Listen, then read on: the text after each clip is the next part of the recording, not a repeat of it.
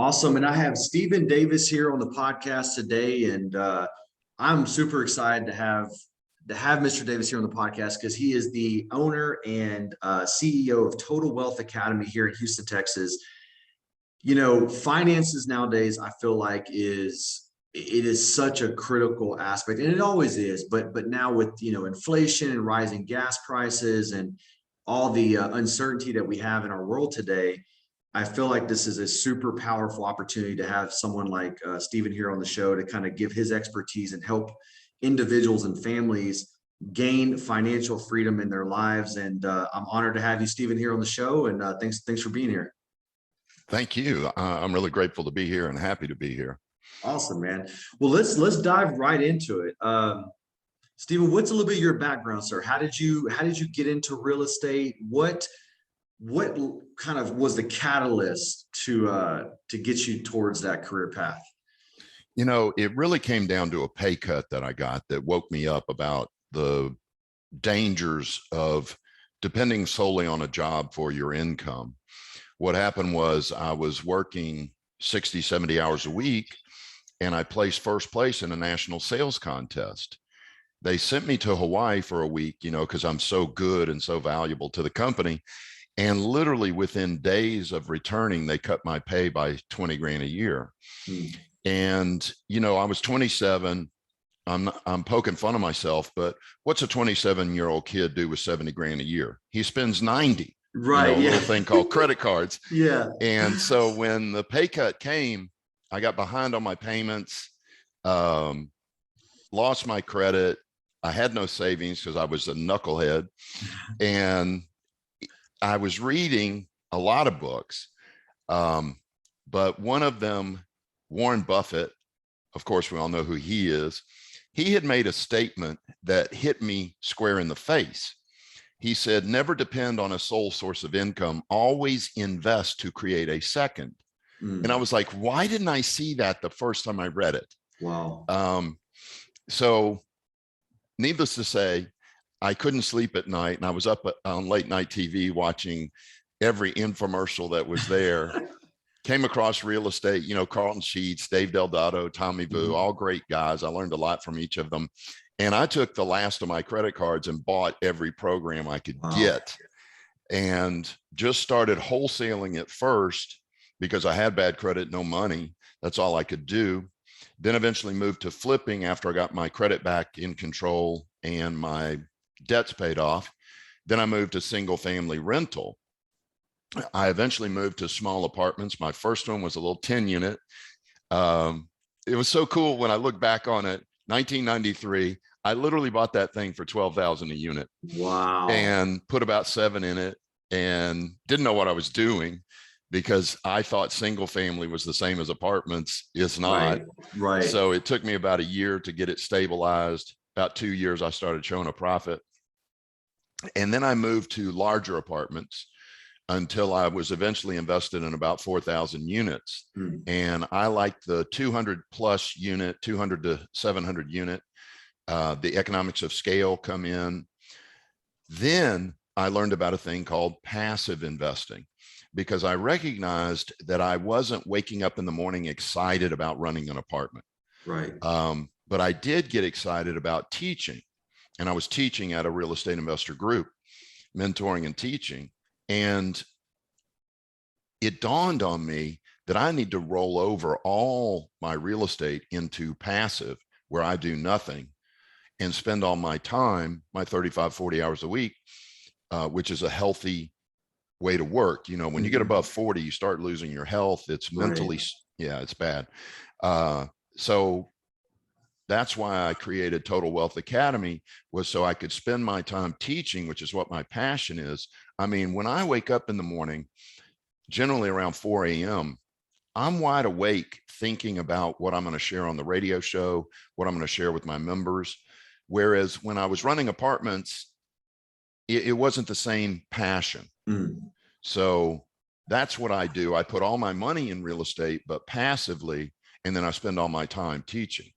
Wow, that's powerful, Steve. That is So that there was a lot to unpack there, and Yeah. I appreciate you giving us a background of who you are, because you've been doing this for a long time. It started with a serious challenge I think a lot of people can relate to, being in financial stress and crises, overspending, not having savings. I tell my wife this, before her, I'm 37, and man, I learned a lot of hard lessons financially. And when I was younger, I just didn't care. I Yeah. mean, I just You think you're going to live forever? You're going to yeah, make money I forever? just didn't care. And I met her, and you start taking things more serious, and you start looking at life from a different angle. And then I'm like, wow, I'm really screwing up here. Like, I'm making money, but man, I am spending every dollar. I'm not saving. I'm not looking at my budget. I'm not looking at where my money's going. And you just think it's about making money, and you realize it's not. It's you got to make it, but then you want to keep it, and you want to make more of it. And so I really appreciate your story. It's powerful. Let's dive into the Total Wealth Academy, because it looks like your mission there is to teach people how to build a second stream of income with active and a passive real estate investing to create more of a joyful and balanced life. So that's sort of y'all's mission there. Tell us a Yes. little bit more about your academy, and what you guys are doing to serve families and individuals there. Well, what we do, we are an education and mentoring group for everybody. I'm very sensitive, obviously, you can see why, to people who are starting from scratch. Mhm. They've taken a pay cut, they've lost their job. I can work with people like that. But the majority of our members come in with a couple $100,000 sitting in an IRA or stagnating in the stock market.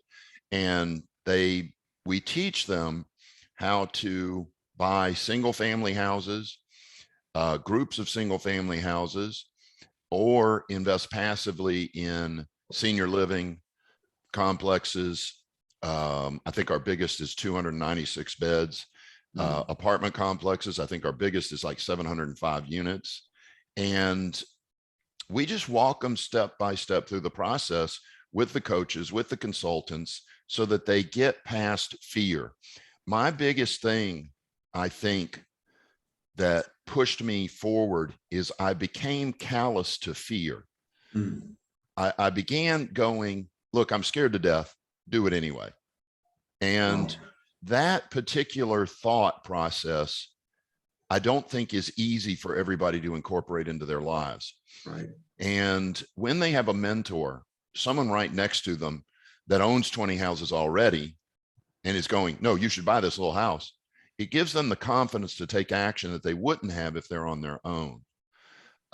So that's really our main, if you put it in a nutshell, we're here to help people overcome their fears That's and move powerful. forward in the face. Now, they should never not be scared. I better be careful how I say this. It's foolish to say, I'm not afraid.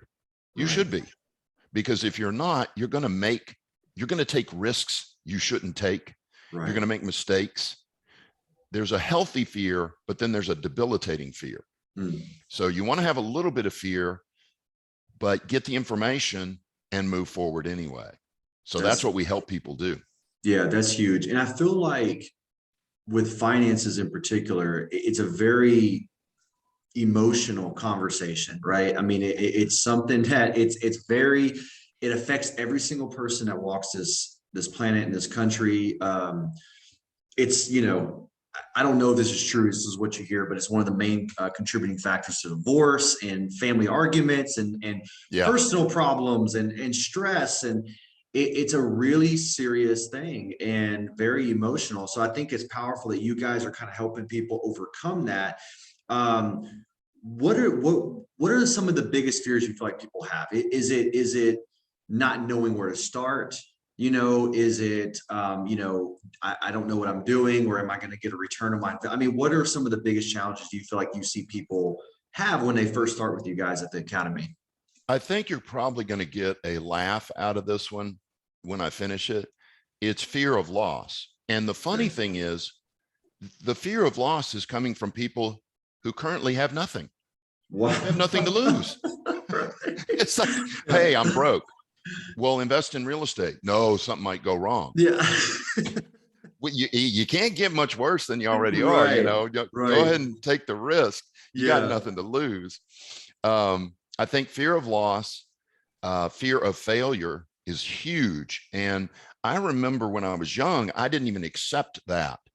I didn't realize how scary it is to write down your goals, because when you do, it holds you accountable. Right. And people are afraid that they're going to make a promise to themselves and not do it, and that equals failure. Wow. Well, I like Schwarzenegger's point that it's okay to fail. Everybody fails. He had movies that failed. He lost bodybuilding competitions. He refers to Michael Jordan, who missed 9,000 shots, and they call him the greatest of all time, but he missed 9,000 shots to become the greatest of all time. Absolutely. So fear of failure, I think those are the two major ones. The fear of owning actual property doesn't seem to be a big factor. A lot of people, they think and understand that it's really just human relationships. And if you're good with people, and most, this sounds crazy when I say it, I think most people are pretty good with a certain group of people. I agree. And they realize, man, I could lease to this type person. I could manage this type person. That's not the big fear. It's that fear of loss and fear of failure. Right.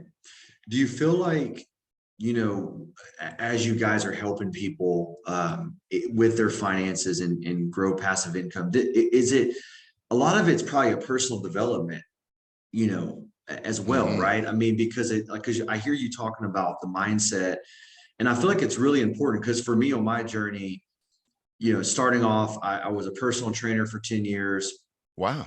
Yeah. And I loved my job, but I never thought about money or finances. I made some money, I paid my bills, and I overspent, but it was never, there was a developmental lack that I had financially, but I didn't even, when I got into real estate, all my limiting beliefs came up, all my fears came up, all my crap, I really don't know about this, or I'm a little concerned about this, things that never popped up at me. But then when they did, I had to develop personally my mindset, my attitude. You can even say it's sort of a spiritual process at the same time, where it's like this, like you got to transform your mind, body, spirit into, this is who I want to become. This is what I want to achieve. I need to get all this gunk out of my head. Do you feel like, is that most of the work that you guys are helping people with, is just maybe develop the mindset and kind of give them the information to help them mentally? In my major class, which is a Saturday class, it's about 8 hours long, I spend at least 2.5 hours on mindset. I look at it, if you look at our logo, it's an elephant coming out of 8 rays of light.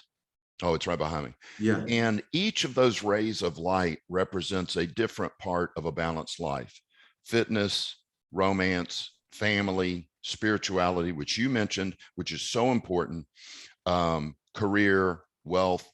You get those 8 quadrants, 8 sections. We turn it into a circle of life.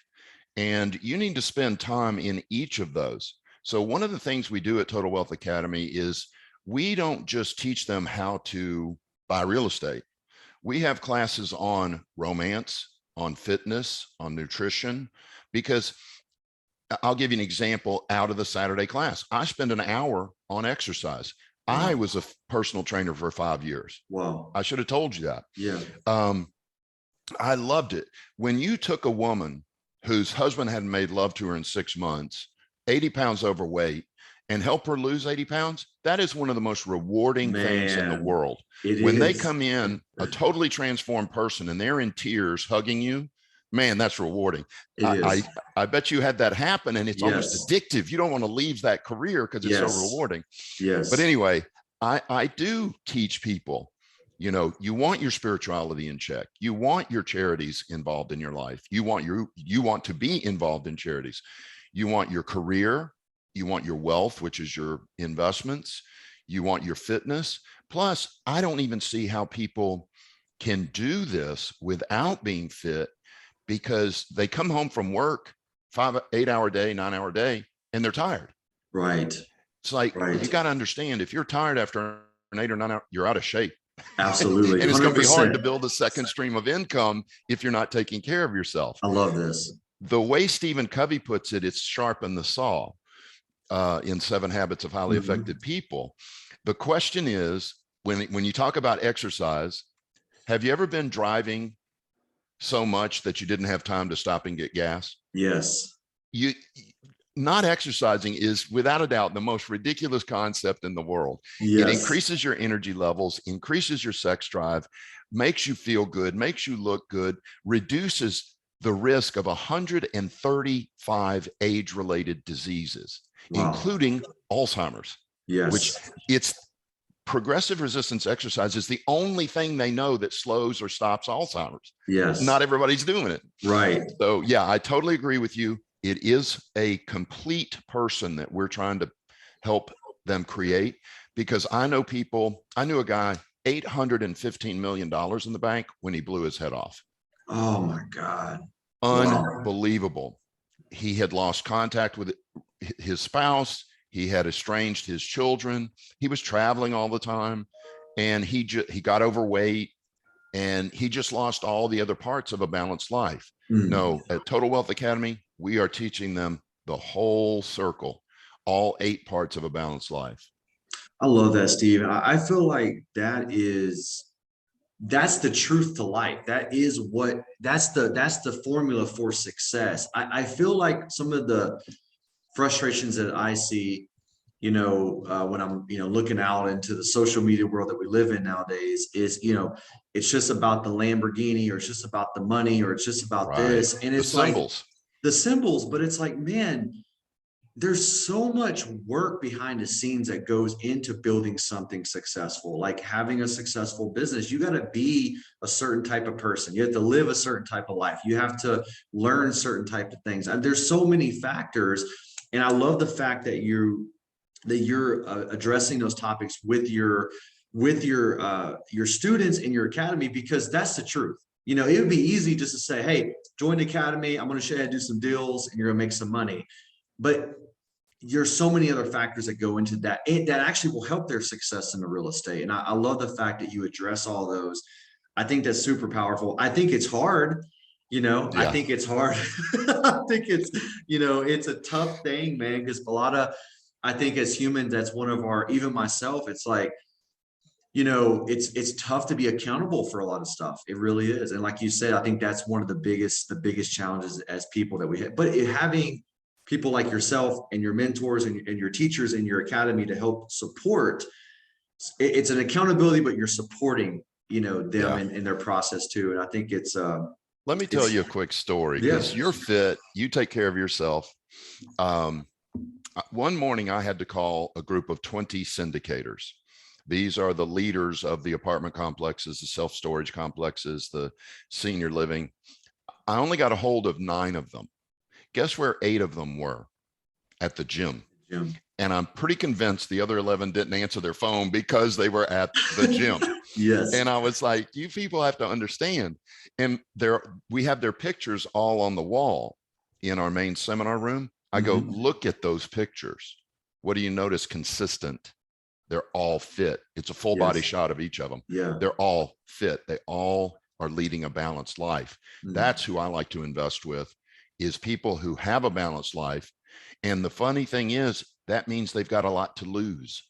Right. And I love to invest with people who have a lot to lose if they don't do well. Right. I like them to have families.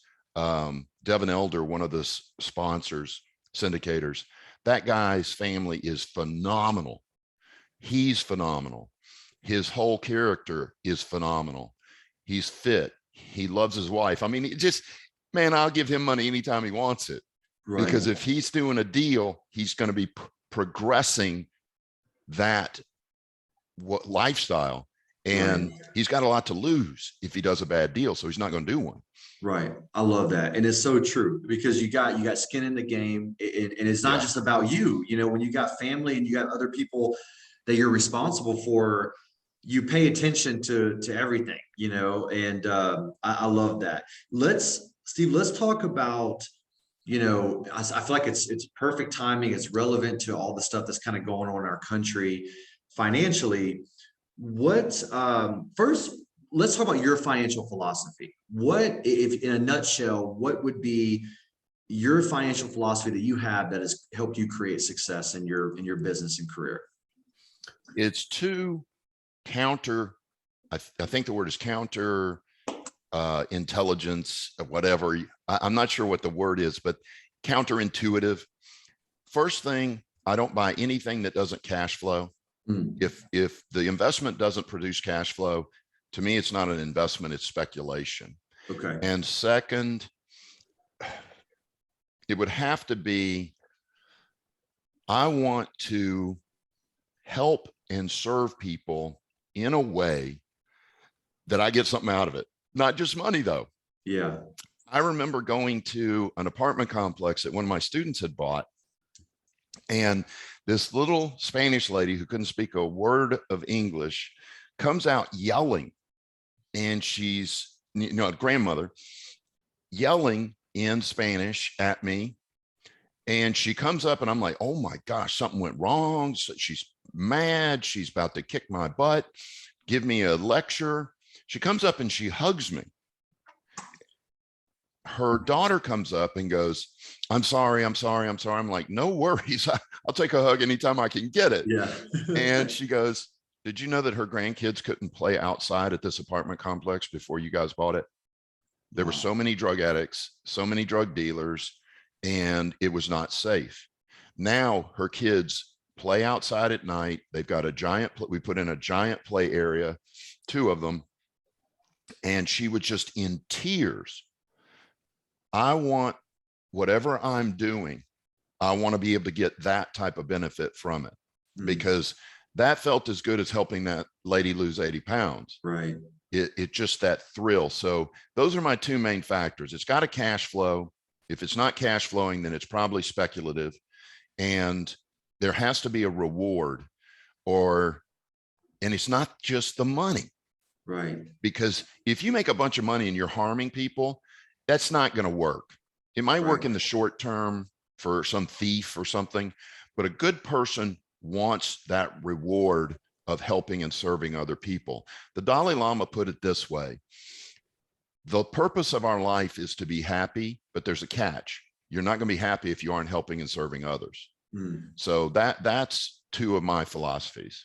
I love it, Steve. That's powerful, man. I love it. And I think it's a very balanced approach, because you're making money, but also you're looking for that emotional currency as well. That emotional. That's a good word for it, emotional currency. Emotional currency. Because I think it's so important. Because I'm with you. I mean, we do, we churn and turn deals, and sometimes you can get caught into the, just wheeling and dealing and moving deals. But I had to stop a foreclosure May 2nd of this month, and the seller didn't freaking tell us that we thought it was going to be in June. And anyways, we got notified by the title company, and a miracle happened. We freaking stopped it, but it was May 1st we stopped it, and it was going in foreclosure in Auburn, Georgia. Oh my and gosh. It just felt good, man. It felt good to, he's like, man, thank you so much. I really appreciate you guys. And like, now he's going to be able to sell the house, get cash at closing, pay off his mortgage, pay off his back payments. It's a good deal for us. We're going to make money on it. And it's just, it felt really, really good. I wish every deal that we did was like that, but yeah, but I love what you're saying, because that's a powerful philosophy. And I think you can't go wrong with that philosophy. I'd like to share something. Yes. I think a lot of people look at investors that buy pre-foreclosures as vultures. And I think some of them are. Yes. But the majority, the successful ones, are not going in there into that family's home trying to make money. They're trying to solve that family's problem. Absolutely. I remember a little family, so kind to me, gave me coffee, tried to cook me breakfast, and they go into tears. And I said, look, you don't understand what's going on here. I'm going to help you stop the foreclosure. I'm going to get you some moving money. We're going to save your credit. And as soon as you get back on your feet, you can buy another home. Absolutely. I said, if you let this thing go to foreclosure, you're going to have 7 years. You're not going to be able to buy a home. And by the time that deal was done, I want to say she must have emailed me, texted me 7 times how grateful she was and that this was changing her life. Man, that's rewarding.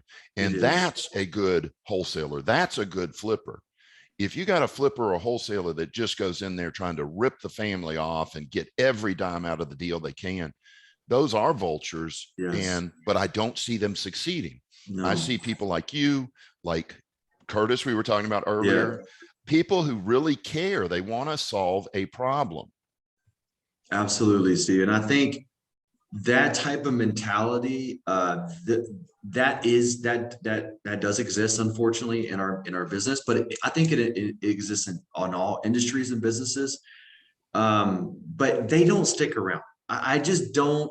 I don't feel like with that type of mentality of going in with that type of mindset, you can stick and stay in this business long term. I think eventually it just doesn't work out for you. I believe in sort of the law of the way the universe works, right? I think eventually Yeah. you just weed yourself out, and it could be both, and I think being able to go in, and you're absolutely right, you're solving a problem, you're stopping a foreclosure, whatever it may be, you're helping that family. It's financial profitable for you and for them. It's a win-win. That's the way business should be conducted. And yeah, unfortunately, not everybody does that, right? But those people kind of weed themselves out. And They I do. think time, I always say, time is the greatest equalizer. Because I mean, if someone can Yeah, stand the test of time, okay, they're legit. I But agree. yeah, I totally agree. you know, um, awesome. See, so this goes into my next question. What are some of the biggest challenges that you're seeing um, with people today financially? What are some of the biggest issues you see? There's one major one that's going on right now. You're watching the stock market come down. People are, and I was reading multiple articles on it, and 2 or 3 of them said people are shocked at what's going on in the stock market. People are worried. People are scared. I got to tell you, I'm shocked that people are shocked. Wow. Yeah. This is the natural way of the stock market. Over the last 115 years, there's been 18 events like this. Why do people think it's not going to happen to them? Wow. Do they literally think that it's going to keep going up? So the big misconception is the problem. I think it is clear to most people that are wealthy. Let me be very careful here, that the stock market was never designed as a wealth building tool. It was designed to keep up with inflation for the investor. The owners of the company get wealthy, but the investors, it's just to keep up with inflation. So if you look historically, the stock market over the last 75 years has averaged 7.5% rate of return. That is not a bad rate of return Right. if you're satisfied with that. I'm not. Right. But if you look at the stock market as a 7.5% rate of return, you have what's called a realistic expectation. Here's the big problem, the answer to your question. Everybody has unrealistic expectations about the stock market, mutual funds, crypto, silver, gold. They expect that to be a wealth building tool when it's really just keeping up with inflation. And it does a great job of it. But you've got to be willing to deal with the ups and downs. They come. It's not if, it's when. Whereas with real estate, which I consider a true investment, all those things I listed are speculation.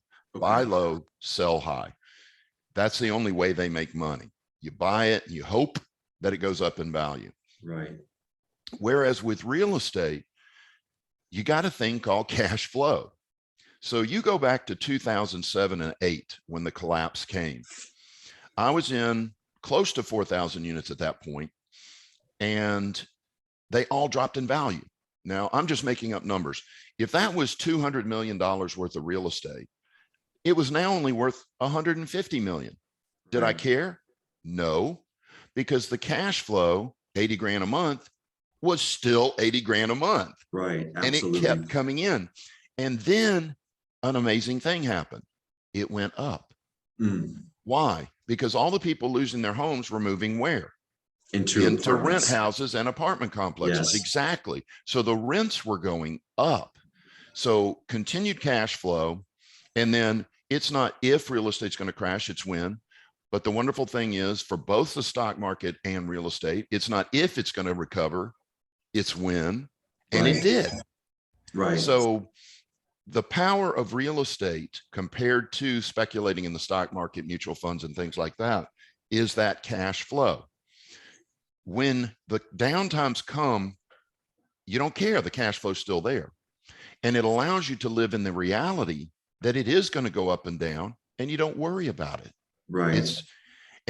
So one, they shouldn't be shocked because it's been doing this for 100 years. And two, they shouldn't worry about it because you're worrying about something you can't control. I love And it. that is never healthy. So when you combine those two, those, to me, that's the biggest problem in the United States financially for the average American. That's huge, Steve.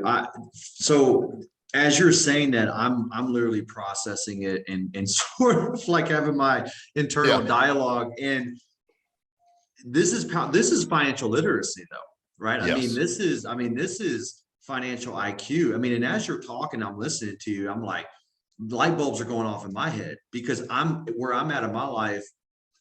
I have a pretty successful real estate company where we wholesale, we fix and flip. Pretty good at it. But I'm learning about everything you just said, real investing, building cash flow, building a real estate portfolio. And so what I'm hearing is stock market, mutual funds, gold, silver, those are really just hedges against inflation. That's all it is. It's not true investing. So if you I was looking at gold the other day. I was telling my wife, I was like, man, maybe we should go buy some gold. I'm always talking like, just like, You're like hungry. You're hungry. I can tell. And I'm looking That's at the way to be. the price of the ounce, ounce of gold and a kilo of gold and all this stuff. Anyways, but what I'm hearing you say is that's really not an investment. It's just protecting my dollar. So versus keeping it in a bank and inflation destroying the purchasing power of my money, I'm putting it into gold, silver, stocks, bonds, or whatever, and then that just kind of keeps it equal. Is that kind of what you're saying? It does a little bit better than inflation. Okay. You can't complain about a 7.5% rate of return if you're satisfied with that. Right. But you do have to do the math and multiply it out and figure out what you're going to have at 65.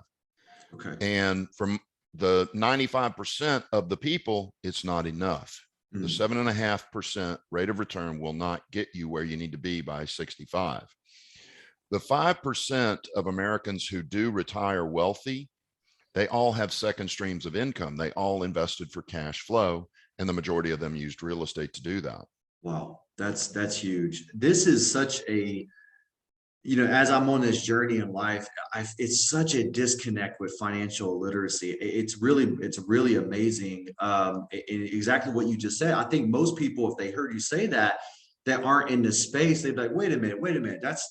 I thought that was an investment. I thought that's, and I think it's powerful that you're talking about this and helping people. And even for myself, I'm learning stuff on this podcast. What are so now that's the biggest issue is basically what you were saying is financial literacy and IQ of understanding what's a real investment, what's not a real investment. What are some ways that say the average family out there, they household income is, I don't know, say 90 grand between husband and wife. They're like they want to make a change. How do they start creating momentum in their life financially? What would the first step be? The first step is self-education. One thing that the poor and the middle class are slaughtered with is the fact that they're poor and middle class, so they pass on poor and middle class ideas. There's a phrase out there, the rich get richer, the poor get poorer, and it implies that the rich are doing something to hurt the poor. They're not. They're too busy driving their Ferrari to the tennis club. Right. So what's happening is the poor and the middle class pass on poor and middle class beliefs to their kids. The rich are passing on rich beliefs to their kids. I'll give you an example. When my son was 7 or 8, I gave him a copy of The Richest Man in Babylon and had him read it. And he had asked me a few times, how come we have certain things? Why do we have a Ferrari? Why do we travel a lot? Why do we this? I said, it's because I built a second stream of income. You got to build one too. Now that's at 7 and 8. At 9, 10, 11, 12, I go, don't forget about that second stream of income. 13, 14, 15, got to have a second stream of income. The kid graduated college with $4,000 a month in second stream of income from his 11 rent houses. Goodness, that's unbelievable. And it's not because he's smarter or more hardworking. He just was told the right things to do. Wow. And my suggestion is, if the poor and middle class will educate themselves by reading, listening to books. I'm a slow reader, so I always get the audiobook and the book, and I listen to it in the car and I read it. Reading is it. It's self-education. And one of the things that people miss is that if you're not reading nonfiction books, you are by default trial and erroring it through life. That is the slowest way to learn. When you could pick up Ben Franklin's autobiography and in a week get 84 years of experience, wow, you can't beat that. Absolutely. So people need to self-educate. We are responsible for our financial education because high school and college doesn't teach it at all. Right. And if they do, I never saw it when I was there. Right. So you would have to know which courses to take, which professors to get with. It's very difficult. Jim Rome said it. Formal education, high school, college, will make you a living. Self-education will make you a fortune. So reading, attending seminars, joining investor groups, surrounding yourself with like-minded people, that's the key to it. I love it, Steve. That's powerful. Self-education. And it's nowadays we're in the information age. It's everywhere. But I feel like sort of maybe people don't value the information as much because it's so prevalent. I don't know. But I think that it's a key thing is you identified the problem, which is financial literacy and being shocked that the stock market's going down. That is connected to not a clear understanding of having how it works. Right, how it works. And self-education is the answer. What you're an avid reader, and you just mentioned that. What was maybe like one of the first books that you read on your journey that just light bulbs goes all the way off? back to 16. Yeah. Okay. Okay. I read Zig Ziglar's See You at the Top. Okay. My mentor, Colonel A.I. Thomas, U.S. Marine Corps retired, he gave me that book. It was on his desk, and I asked if I could read it, and he said, sure, just keep it. Because he had multiple copies of it. I read that book and I went, man, life is different than what my parents are teaching me. So then I read probably the most life-changing book was 30 years ago. I got a copy of The 7 Habits of Highly Effective People. And I was a very insecure, very fearful type person. And once I read that book and recognized that about myself and implemented the solutions in the book, it changed everything. So 7 Habits of Highly Effective People. Then the third, and I'll stop, is Rich Dad, Poor Dad by Robert Kiyosaki. Yes. That was when I realized that all my real estate was dependent on me. If something happened to me, the business would go out. And I needed to start doing passive investing, where those apartment complexes didn't need me to run. Just those 3 books, amazing. Absolutely. Rich Dad, Poor Dad. I read that 2015, and this was right when I was getting out of the personal training. So I'm a gym head all day. I'm bench pressing. I'm drinking protein shakes, and I'm like, I have this epiphany. Like, man, there's more. Like I want more. And I was recommended Rich Dad Poor Dad, and I read that book, Steve, and it pissed me off because I Yes, was it ruins you. I was so angry because I'm like, I don't know anything. I've been lied to. I remember, man. I can even. I'm going back and even think I was in my room. It was a lot of. I was frustrated and excited at the same time because I realized that all the information that I was taught, and it wasn't on purpose. Like you said, Yeah. the poor and the middle class, they pass on poor and middle class ideas, and that's how I grew up. And I was just, I just took in what my parents did, and they did the same.